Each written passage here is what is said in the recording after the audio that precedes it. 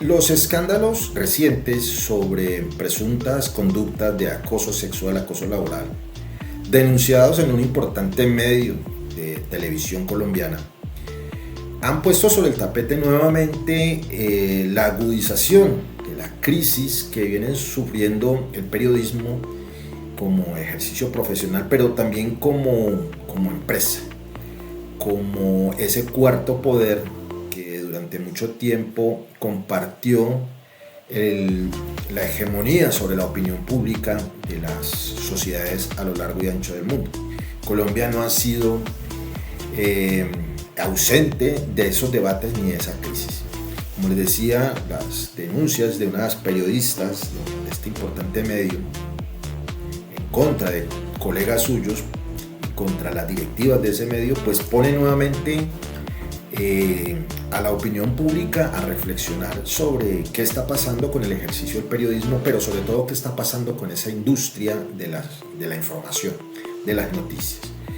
Por el otro lado, la reciente asamblea de Asocapitales, una de las agremiaciones, lo mismo que la Federación de Municipios y la Federación de Departamentos, ha puesto también en la opinión pública colombiana el papel, la posición política de oposición de un buen número de mandatarios y mandatarios de estas capitales de departamentos de Colombia en contra del actual gobierno nacional del pacto histórico en cabeza de Gustavo Petro.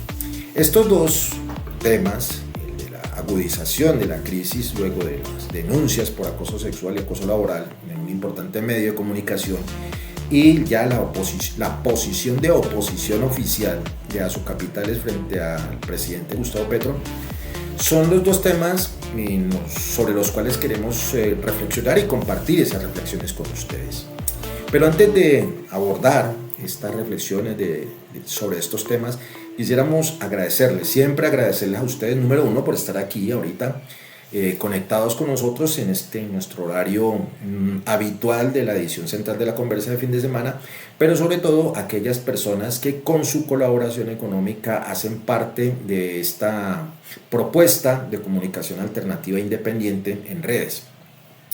Quienes se han vinculado a nuestra campaña Una Vaca por la Conversa, muchas gracias. A quienes han hecho sus aportes por otros días, también demasiadas gracias. Invitarlos a ustedes a que también hagan parte de esta campaña, Una Vaca por la Conversa. Buscan el portal Vaqui de Colombia, buscan Una Vaca por la Conversa y allí aparece de manera muy intuitiva cómo nos pueden ayudar. Invitarlos como siempre a que le den me gusta a este video aquí en nuestro canal de YouTube, a que se suscriban y a que activen la campanita para que les esté avisando cada que subamos nuevos contenidos. Invitarlos también a que nos sigan, se vuelvan suscriptores, seguidores nuestros en todas nuestras redes sociales, en Threads, en LinkedIn, en nuestra fanpage de la Conversa en Facebook.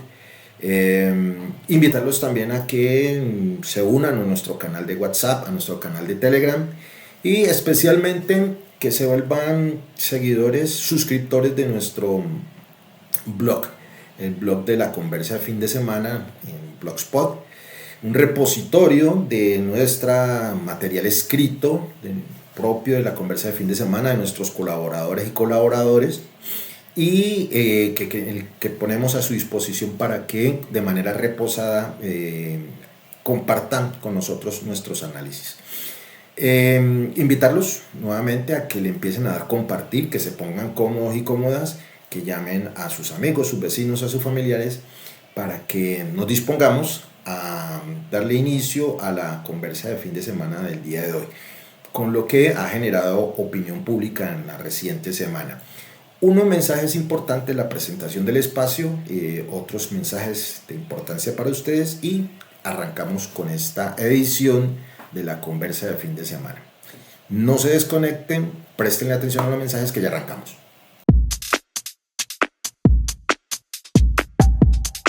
Este domingo 29 de marzo, a las 7:30 de la tarde. No te pierdas la emisión central de la conversa de fin de semana. Estaremos compartiendo reflexiones sobre los principales hechos que generaron opinión pública en la última semana. Te esperamos este domingo a las 7:30 de la tarde en el canal YouTube de La Conversa y en sus redes sociales. Únete a la conversación correcta para que no te sigan desinformando.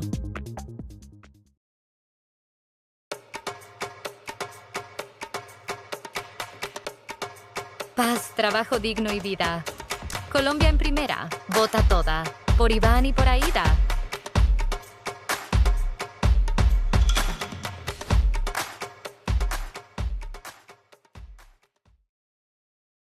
Seguro que te has sentido así, con el cerebro hecho papilla, mirando una pantalla en blanco. La inspiración se ha ido de vacaciones, dejándote susurrar. No sé qué escribir.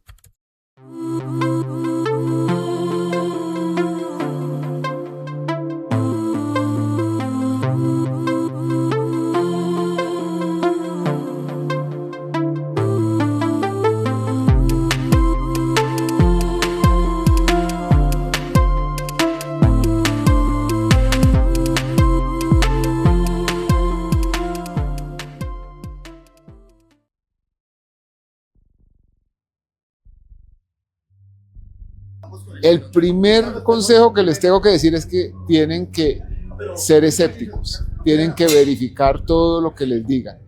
El segundo mensaje es que hay muchas cosas que están cambiando en las plataformas, en la capacidad de mantener la atención de la gente, pero hay unos temas básicos éticos del periodismo que siguen siendo los mismos.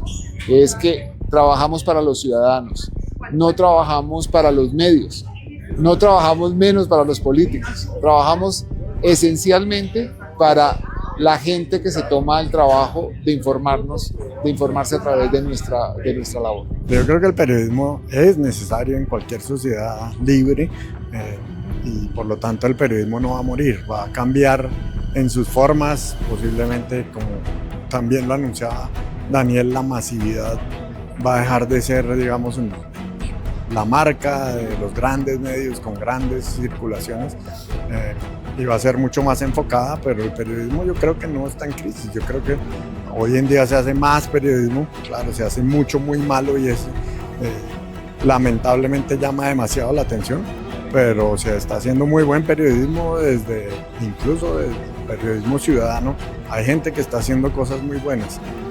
Ahí digamos que habría que esperar de las audiencias que sean un poco más selectivas a quién premian con su consumo, ¿no? Con esa atención.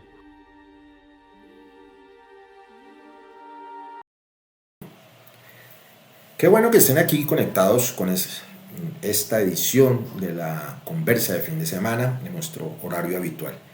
Invitarlos a que no se olviden de darle la manito arriba, el pulgarcito arriba de me gusta y de empezar a compartir con todos sus amigos, amigas, conocidos y familiares a través de sus redes sociales. Vean ustedes un clip del portal de noticias Quién y Qué, en el que dos importantes personajes de los medios de comunicación tradicional de Colombia, el uno el periodista Daniel Coronel y el otro el director del medio El Espectador de la Casa Cano, daban sus apreciaciones sobre el estado actual del periodismo en Colombia. Si contempláramos de manera desapasionada, sin ningún tipo de prejuicio, las declaraciones de Coronel y del señor Cano, pues uno podría, con la sola mirada de este clip, uno podría poner en duda incluso el título de nuestra conversa del día de hoy, de esta parte de la conversa. ¿Cómo así que crisis en el periodismo? Si el señor Coronel lo que invita es a los nuevos y nuevas periodistas a ejercer de manera ejemplar, ética, el ejercicio del periodismo, de informar, de comunicar.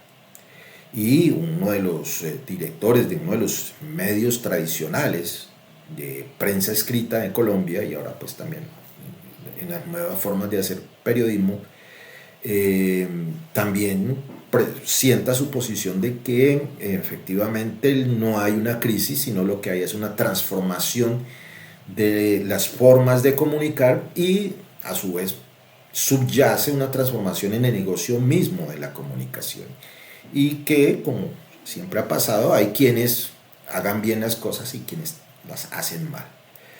Y termina con una frase sobre la cual quisiéramos volver más adelante, que es el usuario, el consumidor final, la opinión pública de base, o sea, ustedes y nosotros, quienes definimos a quién le damos el puesto de privilegio a la hora de consumir comunicación, información. Una frase bastante llamativa porque como ya se ha dicho en otros escenarios de tipo político, incluso económico, el fenómeno que es anormal, la anomalía, termina buscándosele el culpable en el depositario final. Me explico. Eso de que en últimas son los consumidores de la información es quienes determinan la calidad de la información es muy familiar, muy parecido, si ustedes le prestan atención, a la otra frase histórica y en estos días muy de moda, que es que uno es pobre porque no trabaja lo suficiente, porque no se esfuerza lo suficiente. En últimas, uno es pobre porque le da la gana. Entonces, es un determinismo que en últimas termina diciendo que la causa de todos los problemas es el pobre o es el usuario final, el consumidor final. Algo así, pero allá vamos a llegar más adelante. Entonces, vamos con lo que pasó esta semana, o sea, ¿por qué traemos a colación el tema de la crisis de los medios de comunicación, del periodismo? Lo decía el señor Cano, efectivamente a lo largo de estos últimos 2 siglos, la forma de ejercer la labor de comunicar, de reportar, de opinar, de comentar el diario acontecer de lo que pasa en todas las sociedades, pues ha cambiado. De los pregones, de los juglares, de la prensa escrita, de la radio y la televisión, con la que muchos de nosotros los mayores nos informábamos, hemos pasado a lo que tenemos hoy, una explosión de medios pequeños de comunicación soportados en las grandes redes sociales, todas soportadas sobre la gran red que es Internet. Esto ha conllevado a que la forma de comunicar, pero sobre todo el negocio de la comunicación, y aquí queremos empezar a hacer una primera reflexión con ustedes, compartirla con ustedes. No podemos perder de vista que tradicionalmente, e incluso ahorita, la información, los medios de comunicación, por lo menos los más estables, los más formalizados, son un negocio. Es decir, su objetivo, más allá del, comillas, misional, que es el de informar, el de comunicar la realidad, el de darle elementos de juicio al ciudadano del común para que él mismo tome sus decisiones, vuelvo y lo digo todo entre comillas bien grandes, no es ese. La misión es obtener dinero por eso. Y eso está así desde el comienzo mismo del ejercicio del periodismo como un negocio. Aquí vale la pena, y aquí los invito, permítanme la propagandita, que vayan al blog de La Conversa y lean una muy interesante columna sobre esta crisis desde la perspectiva de las mujeres a partir del caso de la denuncia de acoso de las periodistas. Allí se menciona, y nosotros también lo habíamos mencionado un tiempo atrás, como eso que nosotros hoy llamamos amarillismo y que pareciera ser el cliché, pero sobre todo la etiqueta con la que se podría calificar muchas de las nuevas formas de comunicar y de muchos comunicadores, que es el amarillismo, tuvo origen en una pelea por el negocio de la comunicación entre 2 grandes magnates, empresarios de la comunicación, el señor Hearst y el señor Pulitzer. De hecho, hay uno de los grandes premios del periodismo que se llama el premio Pulitzer a la excelencia periodística, pero que lleva el nombre de uno de estos 2 contendientes que, en su afán de vender periódicos, vender noticias, terminaron inventándose una guerra entre Estados Unidos y España por el dominio de Cuba y de Filipinas. Dice la prensa negra que inclusive se inventaron esta guerra a través de un fake, de un atentado, de un acorazado en las costas de Cuba. y que eso generó la guerra, una guerra que no estaba, pues que si bien es cierto estaba la tensión ahí, no estaba para estallar en ese momento, y que por la manipulación de comunicación entre el señor Hearst y el señor Pulitzer desembocaron este conflicto, de manera que la noticia del conflicto le sirvió a Hearst y a Pulitzer para vender más periódicos. Entonces, esto para ejemplificar que no siempre esas buenas maneras de comunicar, ese ejercicio ético del que hablaba el señor Coronel, en ese clip que veíamos al principio, funcionan así.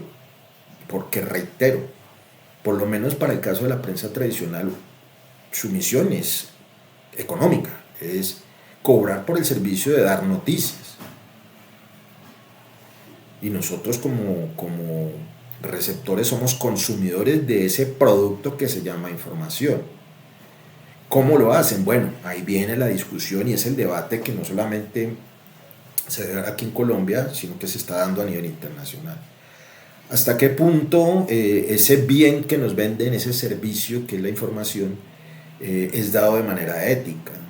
En el sentido de que si es veraz, si es comprobable, si es cierto eso que nos están diciendo, la prensa escrita, lo poco que queda de ella, en la radio, ahora en redes, o si obedece más bien a los intereses particulares de que tal o cual información se le dé más prevalencia, se le dé más bulla que otro tipo de informaciones, tal como lo hicieron el señor Hearst y el señor Pulitzer en el conflicto entre Estados Unidos y España por el control de Cuba y de las Filipinas.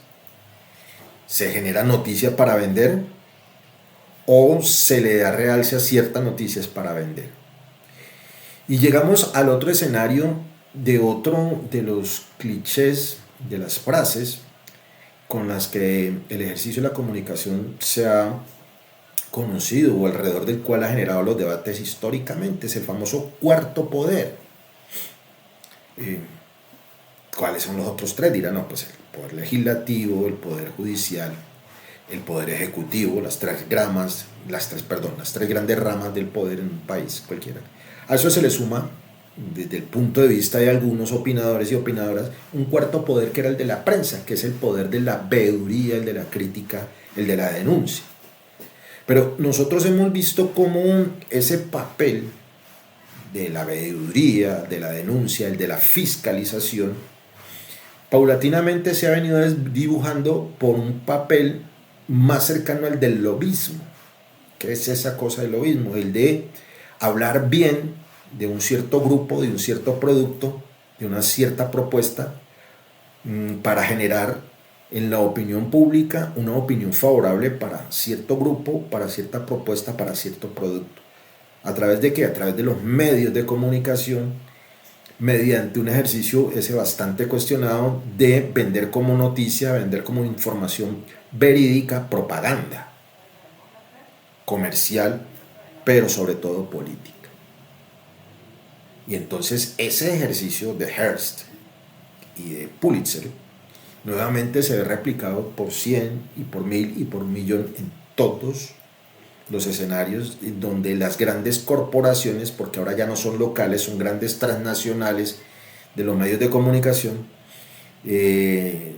no son un cuarto poder en el sentido de ser fiscalizadores, sino que son un gran poder de lobismo, de presión, para tratar de manipular, número uno, la información y la opinión pública de base, es decir, del ciudadano común, pero también ejercer presión política en los mandatos, en todos los niveles, en el municipal, en el departamental, en el nacional, incluso hasta en el internacional.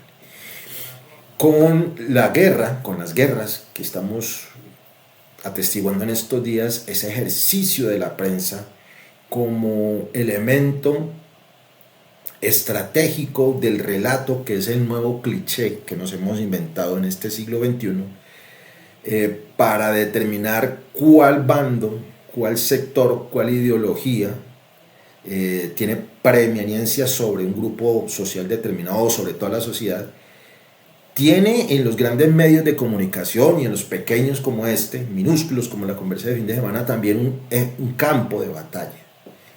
El que tenga el poder suficiente, las estrategias de mercadotecnia, de carreta, de clics, de me gusta, de seguidores, de suscriptores, suficientes para vender una idea o para imponer una idea a través de las redes sociales, pues tendrá el poder. Y eso lo están haciendo en este momento.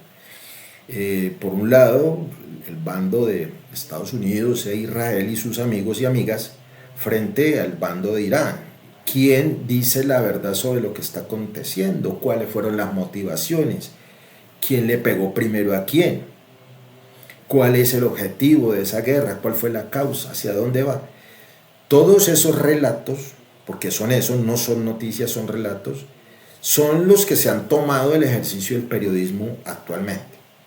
Y es ahí donde está el debate. Me estoy informando, es decir, me están diciendo la verdad, me están haciendo una aproximación honesta a lo que está pasando en mi cotidianidad, en mi comuna, en mi ciudad, en mi departamento, en mi país, o me están vendiendo una narrativa, un cuento, para satisfacer unos intereses o para promover otros intereses. Y ahorita en elecciones, pues estas narrativas sí que son importantes. Repito, no solo aquí en Colombia, sino en todo el mundo. Entonces, cuando pasan estos desafortunados casos que no debieran pasar nunca, donde a un trabajador, nosotros, y no es pedante, no es despectivo, es más bien realista, cuando nosotros aquí hablamos de los jornaleros de la información, a los compañeros y amigos y amigas periodistas, cuando se los ataca, pues obviamente eso debe llamar a la indignación, porque ellos son la base sobre la cual están construidas esas grandes empresas, esos grandes emporios de la comunicación. Y entonces no tiene sentido, desde el punto de vista humano, que a estos trabajadores, a estos jornaleros y jornaleras de las comunicaciones se las trate así, replicando esos ejercicios abusivos de poder que la prensa, los medios de comunicación deberían estar denunciando al interior de esos mismos medios de comunicación. Llámese como se llame. Entonces aquí hay un escenario que nos muestra que efectivamente esa crisis del modelo de cómo se comunica, de cómo se maneja el interés de los dueños de los medios y de cómo se tratan hacia adentro los jornaleros de la comunicación, demuestra de manera empírica, de manera así, a golpe de vista y de oído, cómo efectivamente el ejercicio de comunicar, el ejercicio del periodismo está en una muy seria crisis. Pero para que miremos que esa visión tan conservadora, tan todo está bien, todo bien, no pasa nada, de Coronel y del señor director del Espectador, no es del todo cierto, tal como lo hemos visto nosotros en las noticias con las denuncias de estas comunicadoras. Los invito a que miremos este otro clip para que vamos llegando a una parte final de estas primeras reflexiones. No se desconecten, préstele mucha atención a este clip.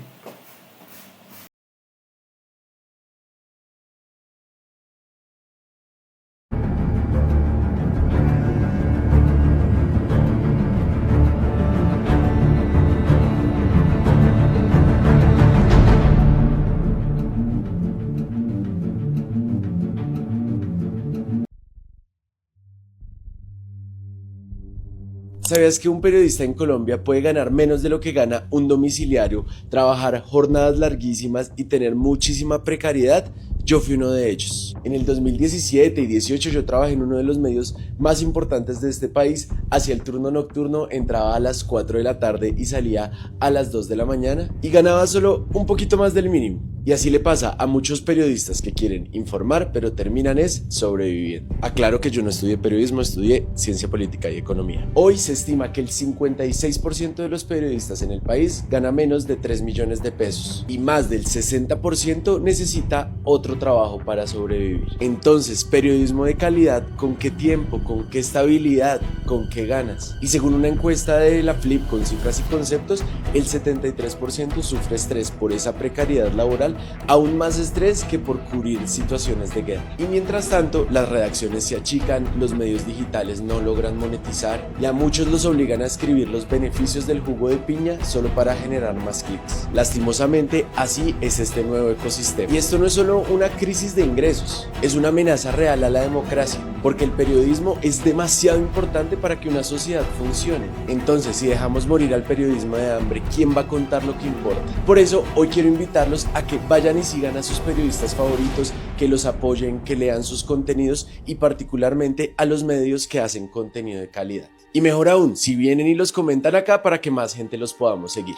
Chao. Vean ustedes cómo, además de ese maltrato, de esa violencia física, psicológica, a la que son sometidas no solamente mujeres, sino hombres, por parte de algunos, y esto no hay que generalizar, por parte de algunos integrantes de estos medios, ejerciendo de mala manera ese poder dentro del cuarto poder, nos revela, nos constata cómo efectivamente sí hay un grave problema dentro del ejercicio de la comunicación. Entonces, ¿cómo volver a confiar en eso que ustedes están viendo a través de este medio? Por ejemplo, a través de este canal de YouTube, a través de las redes de la conversa de fin de semana. ¿Cómo saber, y ya con esto terminamos esta parte, con esta reflexión, cómo saber que lo que está hablando este señor allá de la conversa efectivamente es cierto y no es un relato? ¿Cómo saber cuáles son los intereses que mueve a ese personaje que sale en ese canal? ¿Cómo saber si efectivamente eso es un ejercicio pedagógico de opinión plana, llana, es decir, sin ninguna intencionalidad oculta? ¿O cómo, por el contrario, obedece a una línea de pensamiento determinada, pero sobre todo a unos intereses pagados determinados? He allí el meollo de la cuestión. Eso mismo que se puede preguntar sobre este espacio que se llama la conversa de fin de semana, deberíamos preguntarlos todos nosotros sobre cualquier otro tipo de espacio de comunicación. Tristemente, ese afán por vender noticias, desde la época de Hearst y Pulitzer, vender más periódicos, el amarillismo para vender más, el amarillismo, la música de violines, el meterle un micrófono y una cámara a una víctima para vender más rating en los noticieros, el mandar a periodistas a exponer su vida en un tiroteo con tal de tener el primer video viral para conseguirse más clics de tal o cual medio, de tal o cual plataforma de noticias independiente. O como lo decía el periodista o el trabajador de la comunicación que mirábamos ahora en el clip, cómo al periodista o a quien ejerce las labores de periodista se le pone a poner gaticos, perritos, con tal de que le den clic al contenido de algún valor periodístico de opinión para poder de que el medio sobreviva. El muñequito bailando, la niña bailando, el TikTok, que genera más clics, que genera más gustar que, por ejemplo, un programa ladrilludo de opinión. Esa es la crisis. Y ni hablar, pues, y con esta terminamos esta parte de la última frase del señor Cano, el director del periódico, pues ya no hablamos de periódicos, de la casa periodística del Espectador, que no olvidemos es propiedad de uno de los grupos económicos más poderosos de Colombia, que obviamente maneja intereses particulares de sus dueños. Decía el señor Cano, parafraseándolo, pero ustedes le pueden devolver el video para mirar bien qué fue que dijo. Decía que en últimas la calidad del medio o de la información depende del consumidor. Y entonces volvemos a un círculo de una discusión que en apariencia es como medio bizantina, es decir, medio tonta. Nosotros obligamos a los medios a que sean tan malos, o nuestro gusto es tan malo por lo que nos venden los medios. Y entonces aquí entra otra variable en esa ecuación en términos pues matemáticos. Y no será más bien que hay un fenómeno, un proceso previo, más amplio, más estructural, como la educación de una sociedad, que determina qué consume o no consume, en términos de información, de noticias, de espectáculos, de televisión, de música, que es una tesis que yo por lo menos suscribo más. Es decir, el arte,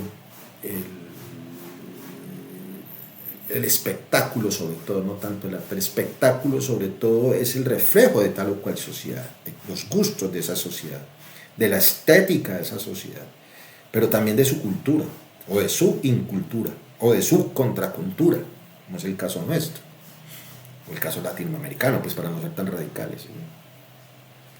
Pero entonces viene la otra posición, para gustos no hay disgustos, y allí es donde empieza el conflicto, porque una cosa es el gusto musical, es decir, ¿por qué nos venden los medios tanto reggaetón, tanta música banda, tanta cosa, y no otro tipo de músicas? Porque la respuesta es que eso es lo que consumen ahora y eso es lo que vende más Spotify, lo que más replica en Spotify, y no otro tipo de composiciones musicales un poquitico más elevadas, etcétera, etcétera, trasladado a los medios de comunicación. Entonces cuando hacemos esa comparación así, como la plantea el señor Cano, pues me parece que estamos desfasados, porque terminamos justificando la mediocridad, justificando el mal ejercicio, la mala praxis de una profesión, de un ejercicio que es súper necesaria, como lo decía este joven periodista, como es el periodismo.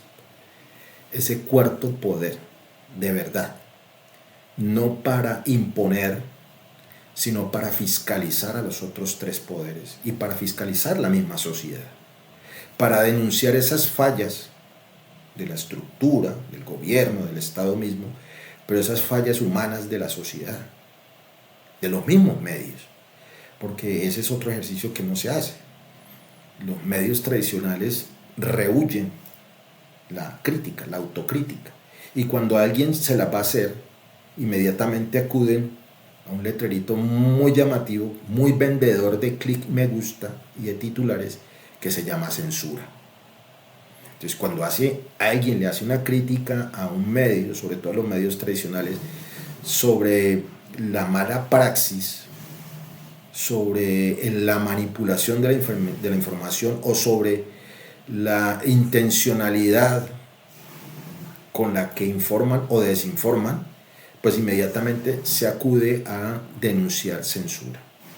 Y entonces están los extremos. ¿Hasta qué punto, ya con esta termino, hasta qué punto la libertad de expresión, el derecho a informar y de ser informados, tienen o no tienen límites? ¿Deben o no deben tener ciertos parámetros, ciertas calidades? Y por cierto, en Colombia no hay un manual ético, no hay un código ético del periodista, porque entre otras, el periodismo como tal no es una profesión. Entonces, pues por ahí vamos viendo las falencias que tenemos. Unos cortos mensajes y vamos con la parte final de esta emisión central de la conversa de fin de semana del día de hoy. Unos mensajitos, prestenle mucha atención y ya vamos con la parte conclusiva. El manual del Embro. Todo lo prohibido, pero imposible de evitar. El manual del Embro es un ensayo que rechaza ser un manual serio de autoayuda o liderazgo. Pueden adquirirlo ya en amazon.com.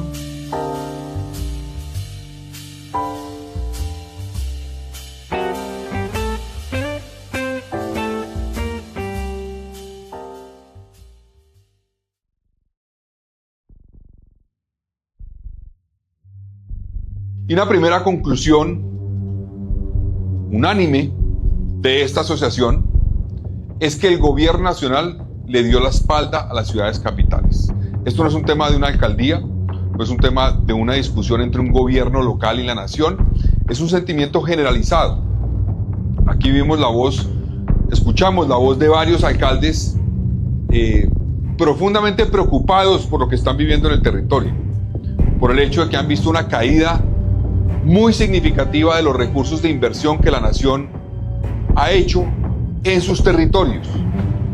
Ciudades como Pasto, ciudades como Popayán, ciudades como Ibagué, ciudades como San José del Guaviare, entre otras, manifestaron la preocupación por lo que significa una apuesta de un gobierno que hablaba de territorios, de inversión en territorios, que no se ha reflejado en realidades. Y lo sufren con mayores dificultades porque tienen menos capacidades para enfrentar eso y menos herramientas para enfrentarlo. Entonces nosotros dejamos esa constancia como ciudades capitales de lo que ha ocurrido en estos años y cómo ha habido una ausencia de diálogo, de construcción colectiva entre la nación y las ciudades capitales en estos 2 años que llevamos de gobierno.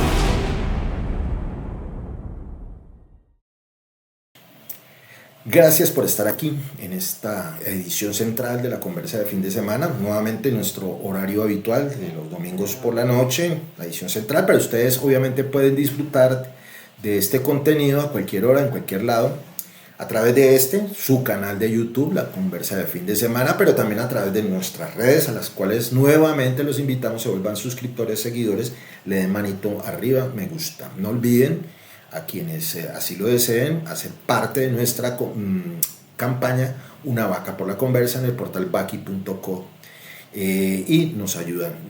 Lo mismo que no olviden de suscribirse a nuestro canal de WhatsApp, a nuestra blog, el blog de la conversa. Vean ustedes recién en el clip que estamos compartiendo las declaraciones del actual alcalde de Bogotá, señor Galán, en la que claramente fija una posición de tipo político.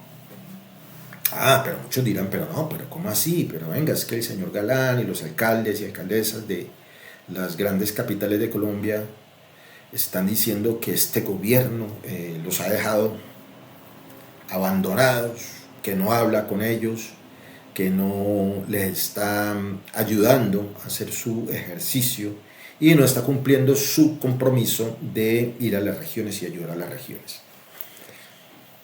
Y aquí un poquitico para pegar con la conversa que recién acabamos de hablar sobre la comunicación. Unos magos para la comunicación son los políticos, bien sea por ellos mismos o porque tienen un grupo de comunicadores sociales que les asesoran sobre qué decir y sobre todo cómo decirlo. El discurso político es un discurso intencionado, es decir, es un ejercicio de pragmatismo, es decir, busca que el interlocutor se mueva en tal o cual sentido. El verdadero sentido de la palabra pragmatismo, es decir, a través del discurso lograr que la otra persona actúe o no actúe. El político siempre tendrá un discurso pragmático, siempre busca no solo la reacción, sino una actuación de su interlocutor. En ese orden de ideas hay que leer ese discurso que se echó don Galán y que comparten muchos de esos que estaban, sobre todo uno que estaba allá al ladito, que es el señor Federico Gutiérrez, alcalde de la ciudad de Medellín, consumado opositor al actual gobierno de Colombia. Entonces allá hay tres elementos de eso que dijo el señor Galán que hay que tomar con pinzas, con mucho cuidado. Número uno, y no es eso que dice Galán, no lo dice solamente como Galán, como alcalde de Bogotá, sino que lo dice como la conclusión de la asociación, de esta asociación en especial de Asocapitales.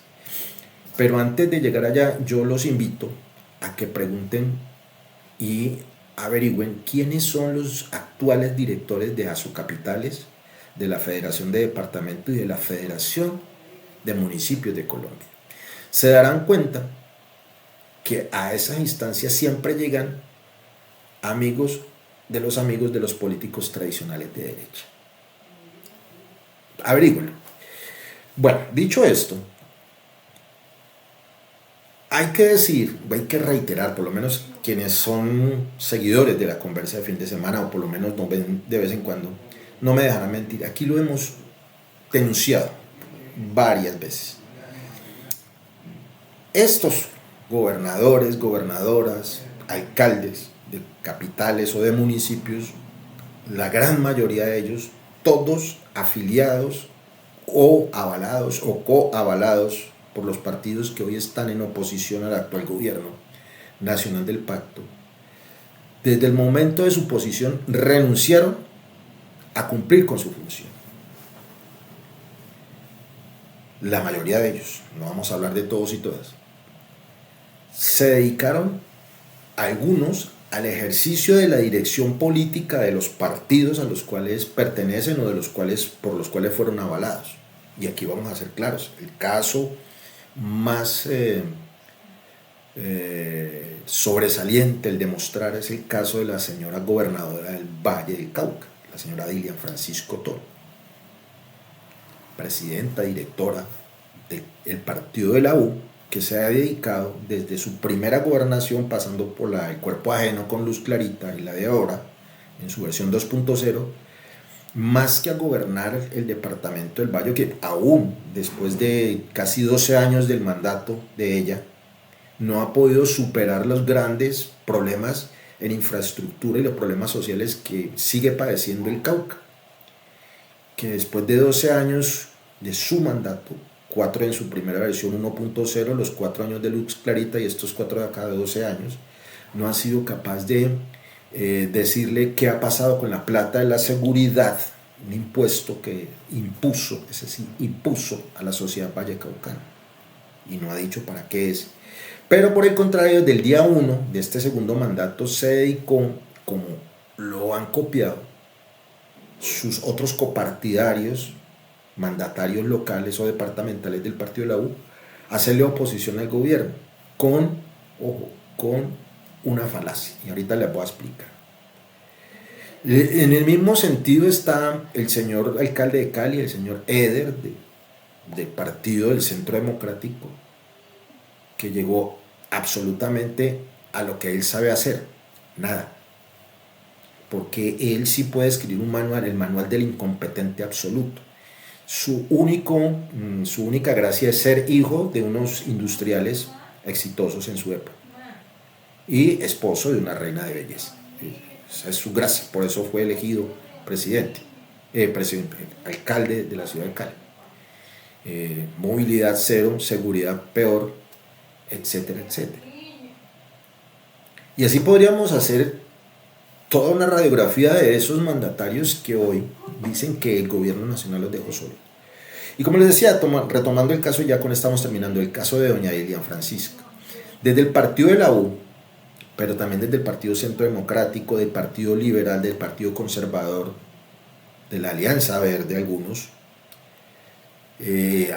también incluso arropados bajo la sombra del progresismo, se han dedicado a decir que este gobierno no les ayuda. Pero ojo, no le dicen la otra parte al ciudadano de Cali, de Bogotá, de Medellín,